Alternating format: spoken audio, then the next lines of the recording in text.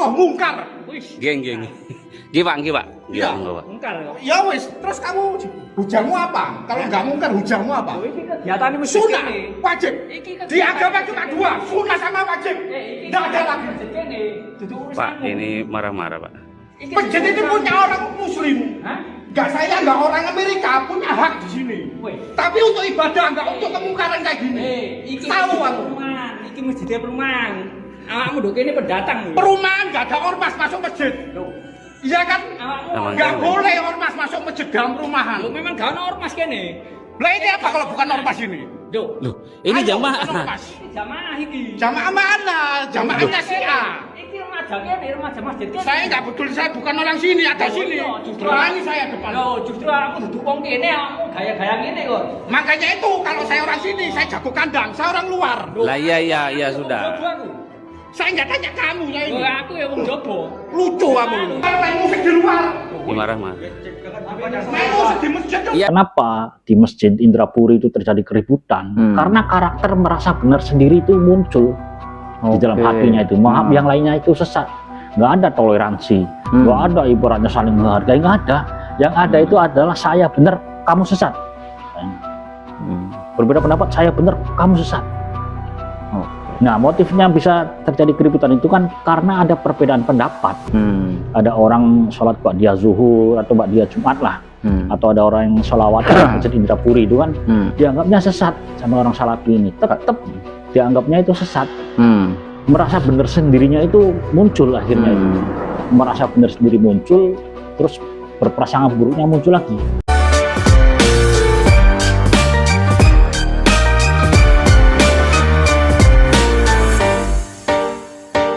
Assalamualaikum warahmatullahi wabarakatuh.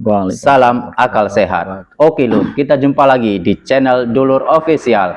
Channel ini bertujuan untuk mencerdaskan anak bangsa. Baik, untuk tema pembahasan kita kali ini, kita akan membahas yang sedang ramai di daerah Aceh Besar yang terjadi di beberapa minggu yang lalu di Masjid Abu Indrapuri. Apakah keributan ini yang membuat keributan ini? Maka dari itu kita akan membahasnya bersama narasumber kita, Abdul Rozak. Akan tetapi sebelum ke dalam pembahasan, jangan lupa subscribe, like, dan komen agar kami lebih semangat lagi untuk membuat video selanjutnya. Dan saya ingatkan pula agar tonton video ini sampai selesai agar tidak salah paham atau gagal paham. Baik, kita langsung saja ke dalam pembahasannya. Abdul Rozak, beberapa minggu yang lalu ini terjadi keributan di daerah Aceh Besar, yaitu di Masjid Abu Indrapuri. Ingin meminta pendapat Anda, apakah keributan di Aceh setelah sholat Jumat antara orang Salafi dan Aswajah? Bagaimana pendapat Anda soal keributan itu bisa terjadi? Assalamualaikum warahmatullahi wabarakatuh. Waalaikumsalam. Bahas orang-orang Salafi yang sering bikin keributan lah, masjid kan. Jadi begini loh, saya lebih suka menerangkan tentang kondisi karakternya itu. Oke, baik. Kalau soal dalil kan banyak ustadz-ustadz kiai-kiai kan bahas tentang dalil. Nah, saya bagian tentang karakternya, membongkar karakter-karakter orang-orang Salafi itu. Kenapa terjadi keributan di Masjid Indrapuri itu? Nah, motif dasarnya adalah kembali kepada karakter. Baik. Siapa saja yang masuk ke ajaran Salafi itu, maka akan secara otomatis nih, tiga karakter ini masuk dalam hatinya. Tiga karakter nih. Ingat nih orang-orang Salafi, tiga karakter siapa saja masuk ajaran Salafi, masuk tiga karakter. Baik. Pertama ini karakter sombong. Ini yang paling bahaya loh. Ya. Sehebat apapun amalan seseorang, kalau di hatinya ada rasa sombong, itu bisa masuk neraka loh. Ya, karena habis kalau semua Habis. amalnya. ibadah kita walaupun bagus hebat itu dulu iblis kan ibadahnya ribuan tahun. Hanya karena sombong bisa diusir dari surga loh. Ya. Jadi sangat bahaya sekali karakter sombong. Nah, 3 karakter ini otomatis akan masuk ke hatinya orang-orang salafi. Baik. Pertama, karakter sombong, merasa benar sendiri. Yang lainnya sesat. Siapa saja yang bertentangan dengan dia dianggap sesat. Oke. Akhirnya merasa dia itu paling baik sendiri, merasa paling benar sendiri, merasa paling sunnah sendiri, merasa paling sesuai dalil sendiri. Baik. Masuk semua. Ini karakter ini berbahaya loh, karakter sombong. Dan menurut Anda karakter itu ada pada orang-orang salafi? Ada, secara otomatis masuk. Oke. Saya jamin masuk. Apa aja. Lalu apa yang ketiga? Yang kedua ini, yang pertama sombong, yang kedua ini karakter prasangka buruk. Baik. Yang masuk salafi akan di hatinya muncul prasangka buruk sama siapapun yang beda pendapat langsung diprasangka buruk. Yang ketiga ini karakter memusuhi sesama muslim. Bayangkan, ngeri semua nih. Nggak ada tuntunannya dari Nabi, nggak ada dalilnya, bahkan bertentangan dengan sunnah Nabi. Bayangkan. Nah, menurut saya sih 3 pemahaman itu tidak ada satupun yang mengikuti kayak pemahaman para sahabat. Nggak ada. Semuanya serba bertentangan, bahkan dengan syariat pun 3-tiganya nih bertentangan semua. Nah, makanya hal tentang karakter perlu dibahas lebih tajam, lebih dalam. Oke, Nah, baik. Ini sangat penting. masuk ke dalam pembahasan. Kenapa di Masjid Indrapuri itu terjadi keributan? Karena karakter merasa benar sendiri itu muncul di dalam hatinya itu. Maaf, yang lainnya itu sesat. Nggak ada toleransi, nggak ada ibaratnya saling menghargai, nggak ada. Yang ada itu adalah saya benar, kamu sesat. Bayangkan. Berbeda pendapat, saya benar, kamu sesat. Oke. Nah, motifnya bisa terjadi keributan itu kan karena ada perbedaan pendapat. Ada orang sholat ba'diyah zuhur atau ba'diyah Jumat lah. Atau ada orang yang sholawat di Masjid Indrapuri itu kan dianggapnya sesat sama orang salafi ini. Tetap dianggapnya itu sesat. Merasa benar sendirinya itu muncul akhirnya itu. Merasa benar sendiri muncul, terus berprasangka buruknya muncul lagi. Otomatis, secara otomatis. Karena orang salafi kan mereka tidak ada yang namanya sholat qobliyah atau sholat sunnah ba'diyah itu. Ya harusnya kan kalau terjadi perbedaan pendapat itu kan saling menghargai kan. Itu pemahaman salaf. Pemahaman sahabat itu begitu. Ya, khilafiyah itu kan. Berbeda pendapat, apalagi soal khilafiyah begitu. Karena sama-sama punya dalil. Ya, Jangan disangka orang yang melakukan ba'diyah duhur tidak punya dalil. Mereka punya dalil.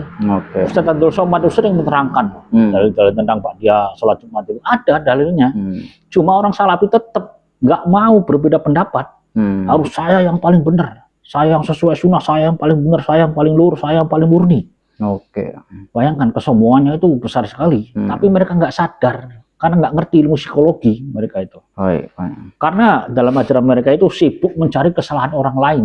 Akhirnya lupa terhadap kesalahan diri sendiri. Itu bahayanya itu. Jadi mereka tidak bisa introspeksi diri ya? Nggak bisa introspeksi diri. Oke. Pertanyaan selanjutnya. Dari tadi nih, Anda kan ingin membahas mengenai karakter. Nah, pertanyaannya, apakah karakter merasa benar sendiri dari orang salafi ini atau wahabi itu bisa dirubah menurut Anda? Kalau karakter bisa dirubah sih sebenarnya salah satu cara untuk merubah, mereka harus keluar dari ajaran itu. Jadi cara selagi mereka masih di golongan wahabi, mungkin menurut Anda tidak bakalan bisa dirubah? Nggak mungkin bisa dirubah karena secara otomatis sudah masuk sendiri 3 karakternya. Karakter benar sendiri, karakter prasangka buruk, sama karakter memusuhi sesama muslim. Itu masuk loh. Dan jangan lupa loh, karakter sombong ini masuk ke orang salafi dan bahayanya lagi nih, kesombongan itu dianggap sebuah kebenaran. Tuh, bahayanya itu. Prasangka buruk dianggap sebuah kebenaran. Memusuhi sesama muslim dianggap sebuah kebenaran. Bayangkan.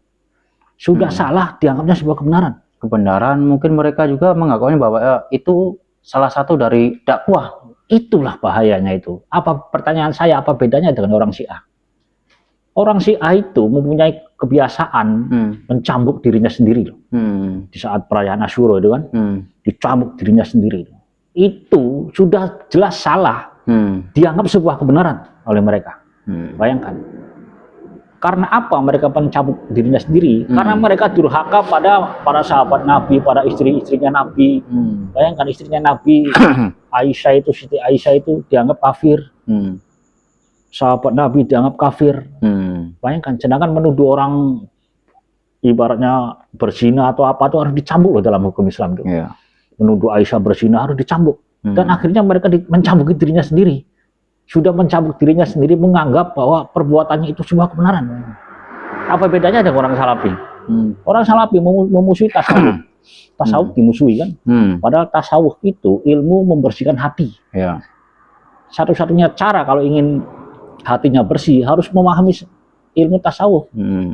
Begitu hatinya bersih, maka akhlaknya juga akan baik.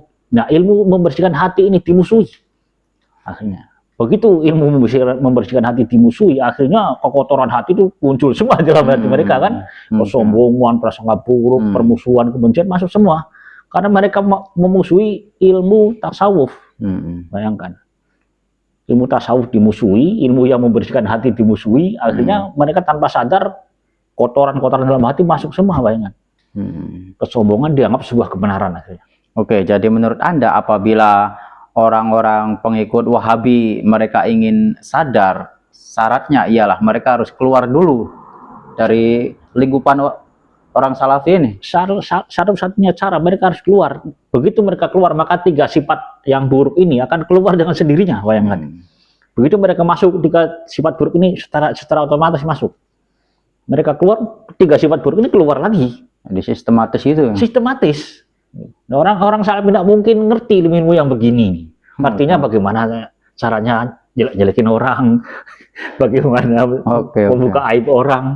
Itu yang ada di otaknya itu. Oke.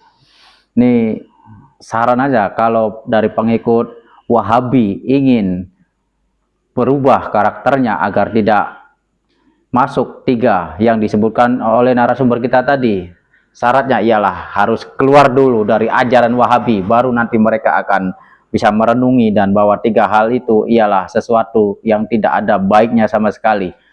Oke Lur, akhirnya kita udah di penghujung acara. Kita akhiri saja video kita kali ini. Kita akan jumpa lagi di video selanjutnya. Wassalamualaikum warahmatullahi wabarakatuh. Waalaikumsalam.